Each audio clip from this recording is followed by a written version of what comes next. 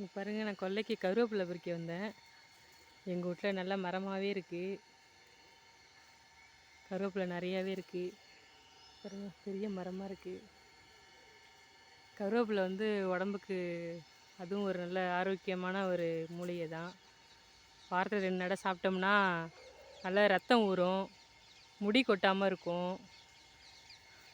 வாரத்தில் 2 முறை சாப்பிடுங்க. இல்லை தேங்காய் சட்னி கூட சேர்த்து அரைச்சி சாப்பிட்டா கூட நல்லாயிருக்கும். உடம்புக்கு நல்ல ஆரோக்கியமான ஒரு இலை இதுவும். இன்றைக்கி எங்கள் வீட்டில் லெமன் ரைஸ், கருவேப்பிலை துவையல்.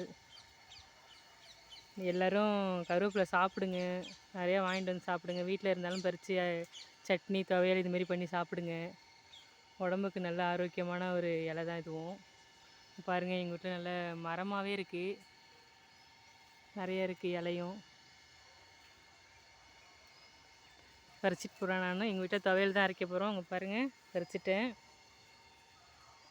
எங்கள் வீட்டில் இன்றைக்கி துவையல் லெமன் ரைஸ். வாங்க சாப்பிட்லாம். நன்றி.